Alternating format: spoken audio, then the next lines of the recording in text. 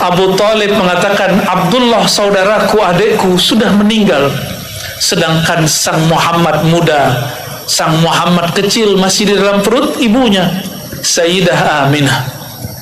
Kira-kira gimana, Bu? Lagi hamil, bapaknya meninggal, sedih nggak? Ya, kalau dibayang-bayangin gimana? Nangis gak? Nangis kita kalau bayangin kisah Sayyidina Muhammad sallallahu alaihi wasallam. Nggak ada orang di dunia ini yang paling sedih kisahnya melebihi kisah baginda Nabi Muhammad sallallahu alaihi wasallam.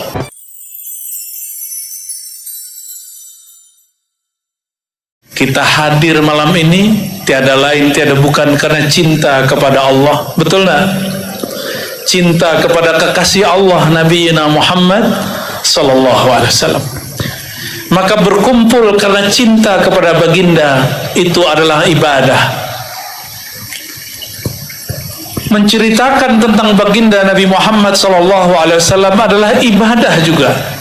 Dan malam ini kita akan mengisahkan kisah-kisah beliau. Mau diceritakan nggak? Karena setiap tahun ada yang ceramah maulid dan ceramah Isra Mi'raj langsung ke hikmah, kisahnya tidak ada. Itu kurang dianjurkan. Ada perintahnya dalam Al-Quran, waqsusil qasasa, hendaklah engkau sampaikan kisah, cerita yang sebenarnya, karena di dalam kisah itu dapat ibrah. Kita langsung mulai saja dari beberapa kumpulan riwayat Imam Bukhari, Muslim, Abu Daud, Tirmizi, Nasai, Ibnu Majah, Imam Ahmad dan imam-imam yang lain. Disebutkan bahwa baginda Nabi Muhammad SAW 3 tahun sebelum hijrah beliau mendapatkan musibah luar biasa. Istri tercintanya, yang mana semua anaknya dari sang istri, yaitu Sayyidatuna Khadijatul Kubra.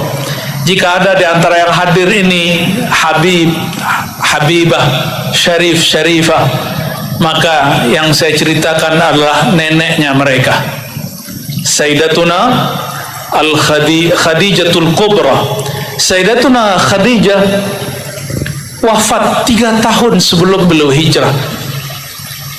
Sayyidatuna Khadijah adalah orang yang pertama yang mendukung dakwah Nabi Muhammad SAW. Hartanya, waktunya, modalnya, semuanya habis untuk baginda Nabi Muhammad SAW. Tidak ada istri manapun di dunia saat ini yang punya pengorbanan seperti Sayyidatuna Khadijah. Meskipun ibu-ibu nggak bisa menjadi Sayyidah Khadijah, minimal ambil semangatnya mendukung suami untuk agama. Itu disebut warisan rohani Sayyidah Khadijah. Ini ibu-ibu kalau bapak ngaji dimarahin nggak pulang kalau telat? Beneran. Kalau bapak-bapak ini pulang jam 12, jam 2 pulang pengajian, boleh nggak?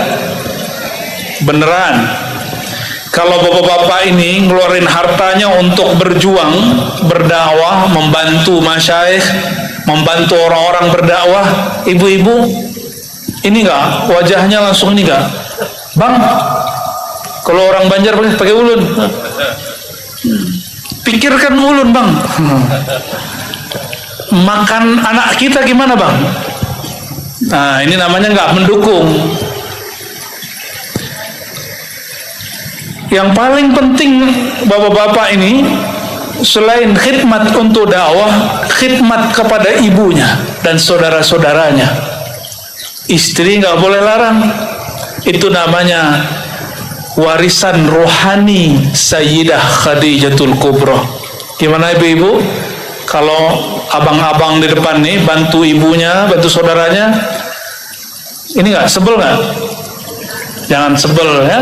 Itu bagian daripada mengikuti warisan Sayyidah Khadijah.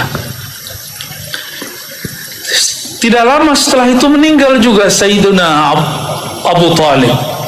Ulama kita berbeda pendapat mengenai apakah beliau ini meninggal dalam keadaan iman atau kafir. Ya.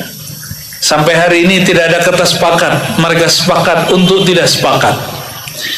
itu adalah ayahanda Sayyidina Ali bin Abi Thalib. Abu Thalib meninggal kakek Rasulullah SAW, Abdul Muttalib, maka yang menanggung dan menjaga, mendidik Sayyidina Muhammad SAW adalah Abu Thalib. Abu Thalib lah yang pertama kali tahu bahwa Sayyidina Muhammad adalah Nabiullah Rasulullah Sallallahu Alaihi Wasallam. Suatu kali ketika Sayyidina Muhammad muda, masih anak-anak, diajak untuk belajar berdagang, berniaga ke tanah Syam. Sampai di tengah jalan, ternyata diundang oleh seorang pendeta yang kita sudah tahu namanya. Siapa namanya? Bukhairah. Siapa namanya? Bukhairah ini, beliau seorang Nasrani yang muwahhidin. Nasrani yang hanya menyembah Allah, tidak menyembah Nabi Isa. Beliau hanya menyembah siapa? Menyembah Allah. Di dalam Injil yang dia punya, saya tidak tahu Injil hari ini. Jadi kalau ada perbedaan, itu tidak urusan saya. Tapi disebutkan dalam kitab-kitab turas kita, Bukhairah mendapatkan tanda-tanda Nabi akhir zaman. Maka dia berdoa, ya Allah yang Maha Esa, izinkan aku bertemu dengan Nabi akhir zaman. Maka sang pendeta pun menyiapkan. Jadi dia punya gereja, kanisahnya di tepi jalan. Setiap ada kafilah dari Mekah lewat mau ke Syam, dia pasti lihat. Setiap hari dia lihat ada kafilah yang lewat di musim-musim tertentu. Bertahun-tahun, mulai dari wajahnya masih segar, rambutnya belum beruban, badannya masih kuat. Bukhairah memperhatikan siapa kafilah itu, karena disebutkan di situ bahwa sang calon nabi berasal dari negeri yang baik, penuh berkah, banyak pohon kurmanya. Dia sudah mulai tahu. Maka dia punya gereja antara Madinah dan negeri Syam. Sudah bertahun-tahun, kulit pun sudah mulai menua, rambut sudah mulai beruban. Di saat itulah beliau terkejut. Di ujung sana ada satu kafilah. Kafilahnya tidak terlalu ramai, tapi di atasnya selalu ada awan mengikuti. Ternyata Bukhairah membaca dalam kitab yang dia punya, Nabi akhir zaman selalu diikuti oleh awan, sehingga dia tidak punya bayang-bayang. Apa kata Bukhairah kepada semua murid-muridnya? Wahai murid-muridku, siapkan makanan terbaik, sambutlah sang Nabi. Tapi dia belum lihat, masih jauh. Kalau kita tinggal di padang pasir, kita akan bisa lihat orang dari jauh, dari ufuk selatan. Bergerak tambah dekat. Tiba-tiba tidak biasanya Bukhairah menyambut kafilah dari Arab. Diajaklah makan semuanya. Sebentar-sebentar dia keluar, dia lihat adakah awan di atas gereja. Ternyata tidak ada. Maka dia masuk lagi, dia tanya kepada Abu Thalib, pemimpin kafilah, wahai Abu Thalib, adakah orang yang belum engkau ajak makan bersama kami? Abu Thalib mengatakan enggak ada. Kata Bukhairah, tidak mungkin, pasti ada. Lalu Abu Thalib garuk-garuk kepala dan mengatakan, oh iya, itu ponakan saya, anak bawang. Disebut anak bawang, masih anak-anak, belum balik. Namanya Muhammad, itu anak saya. Maka kata Bukhairah, wahai Abu Thalib, tunjukkan aku siapakah anakmu itu. Maka datanglah beliau bersama Abu Thalib ke tempat Sayyidina Muhammad yang masih muda sallallahu alaihi wasallam. Apa yang terjadi? Bukhairah melihat di atasnya masih ada awan. Lalu Bukhairah mengatakan, yang aku tahu, orang yang selalu diikuti awan, ayah ibunya sudah tiada, kakeknya juga sudah tiada. Maka beliau bertanya, ya Abu Talib, hadza laisa min waladik, ini bukan anakmu kan? Apa kata Abu Talib? Ya, sebenarnya dia anak dari adikku, yaitu Abdullah.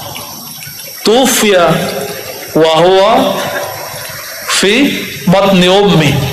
Abu Talib mengatakan, Abdullah saudaraku, adikku sudah meninggal, sedangkan sang Muhammad muda, sang Muhammad kecil masih di dalam perut ibunya, Sayyidah Aminah. Kira-kira gimana, Bu? Lagi hamil, bapaknya meninggal, sedih nggak? Ya, kalau dibayang-bayangin gimana? Nangis nggak? Nangis kita kalau bayangin kisah Sayyidina Muhammad sallallahu alaihi wasallam. Nggak ada orang di dunia ini yang paling sedih kisahnya melebihi kisah baginda Nabi Muhammad sallallahu alaihi wasallam. Akhirnya terjadilah dialog yang panjang antara Bukhairah dengan Sayyidina Muhammad, tapi dirahasiakan. Yang dizahirkan dalam riwayat yang saya dapat, yang kita dapat hari ini, yang tertulis dalam kitab As-Sirah Nabawiyah hari ini, hanyalah kalimat ujungnya. Apa itu? Kata Bukhairah, hai Abu Talib, ini bukan orang biasa. Hadza sayyidul anbiya wal mursalin, ini penghulunya para nabi dan rasul. Berarti Abu Talib sudah tahu bahwa anak muda ini siapa? Seorang nabi. Dan beliau mengangguk. Lalu Bukhairah mengatakan, wahai Abu Talib, aku khawatir jika engkau bawa dia ke negeri ahli kitab, sayaqtulunahu, mereka akan bunuh Muhammad muda, karena mereka tahu ciri-ciri sang Muhammad, Nabi akhir zaman. Lalu gimana? Pulangkan dia segera. Maka dipanggillah salah satu keluarga dari Abu Talib untuk menemani baginda Nabi Muhammad muda sallallahu alaihi wasallam, dipulangkan ke Mekah. Berarti Abu Talib sudah kenal siapa Nabi Yuna Muhammad sallallahu alaihi wasallam, sudah kenal. Namun ada sedikit penghalang. Dalam Sahih Bukhari disebutkan bahwa Abu Talib saat sakaratul maut didatangi oleh Sayyidina Muhammad sallallahu alaihi wasallam yang sudah menjadi nabi yang dikenal oleh orang-orang. Kenabiannya sudah dibuka. Apa kata beliau? Ya ammi, qul la ilaha illallah. Wahai pamanku, bacalah la ilaha illallah sehingga menjadi hujjah antara aku dan Rabbku. Dia baru mau menjawab, lisannya mau bergerak, tiba-tiba dipotong oleh Abu Sufyan, dipotong oleh yang lain-lain. Akhirnya beliau tidak sempat berkalam lalu meninggal nazar. Wallahu a'lam bagaimana wafatnya Abu Talib. Apakah dia wafat dalam iman atau dia wafat dalam keadaan syak? Wallahu a'lam bis-shawab. Kita berdoa semoga sebelum wafat ada yang membimbing baca la ilaha illallah Muhammadur Rasulullah. Tapi kalau saya pribadi meyakini Abu Talib seorang mukmin, walakin lam yuzhir bi imani, tapi belum menzahirkan imannya. Ya, semoga pendapat ini benar. Kalaupun salah, tidak masalah. Ya. Lalu Sayyidina Muhammad sallallahu alaihi wasallam yang sudah 10 tahun berjuang di Mekah, diam-diam berdakwah. Beliau tidur-tiduran di salah satu rumah bibinya yang masih bagian dari Masjidil Haram. Ya, dinding-dindingnya bagian dari Al-Masjidil Haram. Di saat antara tidur dan jaga, disebutkan di riwayat Anas bin Malik dan riwayat-riwayat yang lain bahwa Sayyidina Muhammad SAW, begitu juga Abu Hurairah, didatangi malaikat Jibril dan Mikail dibelah dadanya, dibuka. Yang belah manusia atau malaikat? Diambillah jantungnya, dibersihkan. Waktu kecil Nabi Muhammad SAW juga dibersihkan kolbunya. Waktu kecil ada 2 bintik hitam dibersihkan. Sedangkan ketika beliau malam yang barusan saya ceritakan, tidak diceritakan ada bintik hitam. Dibersihkan saja. Jika ada kaca dibersihkan, dia mengkilap. Kalau dia sudah bersih, dibersihkan lagi, dia tambah mengkilap. Akhirnya dituangkan ke dalam kolbunya ma'ul hikmah, ma'ul iman, air anugerah, yaitu air iman. Itulah yang membuat kuat baginda Nabi Muhammad SAW. Jantung itu kalau kuat, tubuh kita kuat. Idza salahat salahal jasadu kullu. Apabila kolbu, jantung itu kuat, semuanya kuat. Akhirnya dibawalah yang bernama Buraq. Pernah dengar nama Buraq? Bukan nama pesawat. Buraq itu bahasa Arab dari kata barq. Yakadul barqu. Apa arti barq? Kilat. Kilat itu lebih cepat daripada bunyi petir, bunyi apa kalau orang sini nyebutnya? Bunyi kalau ada petir terus suaranya itu namanya apa? Geledek, gluduk, gitulah ya. Itu suara, dia bergerak 1 detik, 2 detik, 3 detik baru sampai di telinga. Tapi cahayanya lebih dahulu.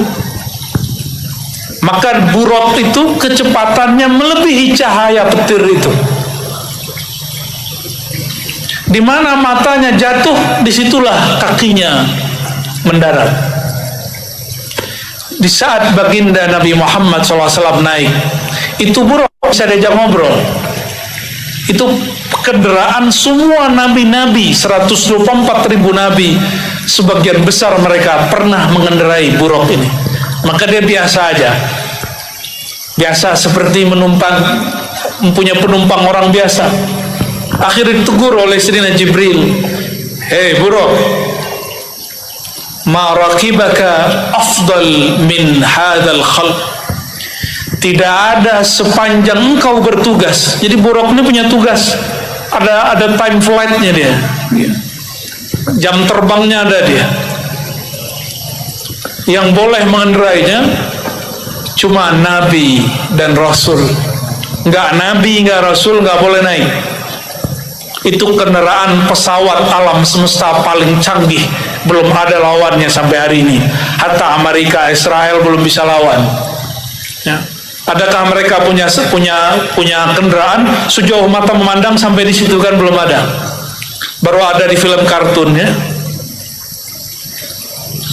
Akhirnya sang Buraq yang tadinya lengah, dia kemudian gemeteran. Itulah pertama kali Buraq berkeringat. Buraq bisa berkeringat. Berarti Buraq ini makhluk hidup. Wallahu alam seperti apa hakikatnya. Lebih besar daripada keledai, lebih rendah daripada bighal ataupun khail, kuda. Wallahu alam, gak usah kita bayang-bayangkan. Tapi itulah pertama kali dia menggigil. Ternyata yang sedang mengendarainya adalah seorang penghulu alam semesta. Ini terjadi seperti baginda Nabi Muhammad SAW naik ke Gunung Uhud. Gunung Uhud bergetar. Kalau tadi saya naik mobil Pak Bupati nggak ada bergetar. Yang bergetar pas cuma hidup. Itu bukan karena saya duduk, karena dia lagi di starter ya. Kenapa? Bukan Nabi Muhammad SAW.